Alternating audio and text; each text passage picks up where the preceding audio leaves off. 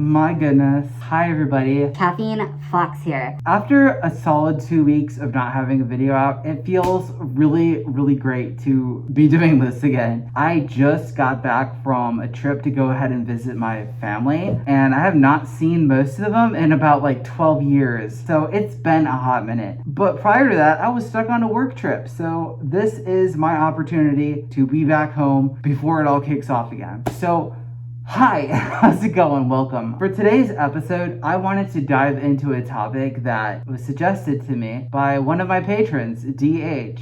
Thank you. It is Fursona backstories. So Fursona backstories are something that's always intrigued me because I honestly have probably the worst backstory ever for a character. Backstories are important for a number of reasons. The most important reason I can think of, at least from a surface level, is that having a backstory to your character gives it depth. It makes it so you have this world building created around your character. So whether or not you have multiple Fursonas or just one, having a backstory is essential because it allows you to tie your other characters into that same universe. It's like a giant Marvel movie, but full of animals. Even if you have a backstory that's super involved, it doesn't have to necessarily tie in to your other characters. They could all be standalone characters. You can have multiple universes created for each and every character. It's almost like a role-playing game when you think about it. The R in RPG stands for role, and a lot of our characters play a role in whatever universe they're from. Another good part about having a backstory to your character is it has a personal connection to you. If you went through something really difficult in your life and you based your character off of the same things you went through, it adds another level of personalization to it.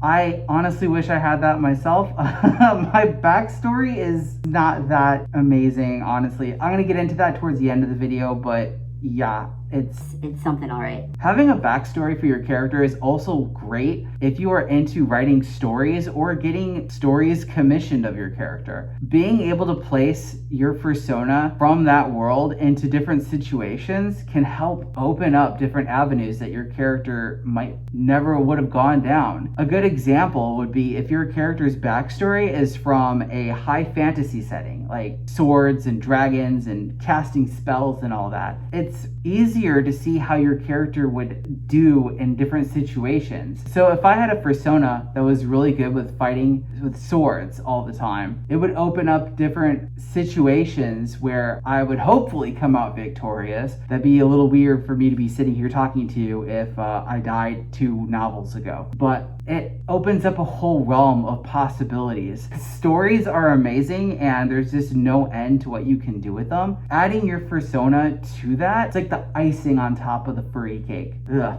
furry cake. I was wondering why I had hair in my mouth. Look, I'm allowed one dad joke a day and that was it. I am cashing in on this one. Having a backstory is also great because it gives you something to talk about with other furries. It's a good way to not only introduce yourself, but also see where other characters' backstories come from. There's a lot of panels that I've seen at cons that dive into story crafting for your characters. I personally haven't gone to any of them because, let's be real, I have a very shallow backstory. But if you're ever in the market to talk to other people about their characters' backstories or even how to come up with a really nice one for a new fursona that you have, those are the best place to go to for it. There's moments where you'll just be in an elevator at a convention and furries just start talking because, let's be real, it gets awkward whenever you're inside of an elevator and nobody knows what to say. So they all just kind of like either awkwardly look around or make some kind of ooh-woo joke, or they'll get into talking about their characters, especially because of this next point, badge art. A backstory can play into how your badge is designed. So there are many different types of badges in the fandom. Some of them are just headshots, some of them are busts, some of them are full body shots. But there are also badges that have art from that character's world placed into it. A good example is when I went to IFC last year, I saw a badge that somebody had where there was a sword. Everything ties back to swords.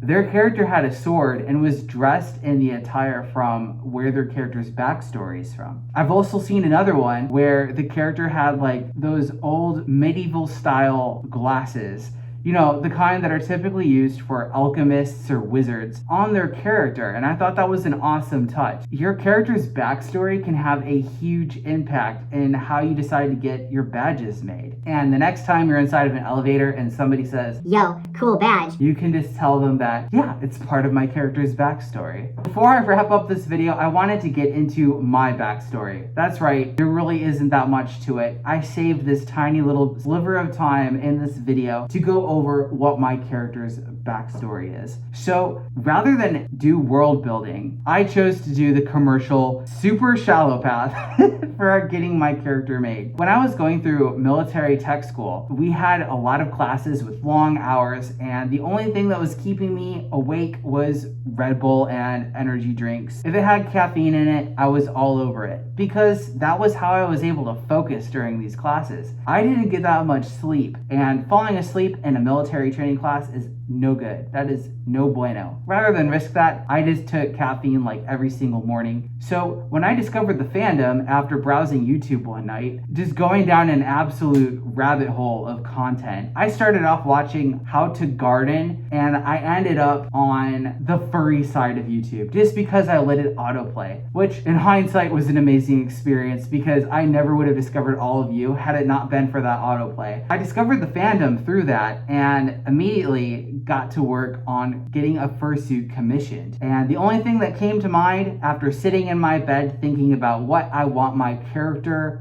reference sheet to look like to get this fursuit made, like really, I was sitting up staring at the ceiling wondering what I want to do for a character. I had a bead of sweat running down my face just looking up at the ceiling, but I eventually settled on the one thing that kept me going through tech school, and that is caffeine. I kind of had a vague idea of what I wanted the colors to look like, and I sent that over to a artist to get made into a reference sheet, and the rest is history. That is literally the story of my character. Yeah, that's it. Oh my goodness, thank you everybody for watching today's video. I really hope you liked it. It's so awesome to get a chance to be able to film these again, especially after being on like a 2-week break. If you like this content, don't forget to like and subscribe. If you're interested in becoming a Patreon, right here on this link, definitely check that out as well. Have a safe and amazing rest of your weekend, everybody, and I will see all of you on the next video. Oh my goodness. Bye. Bye-bye now. Bye. Bye.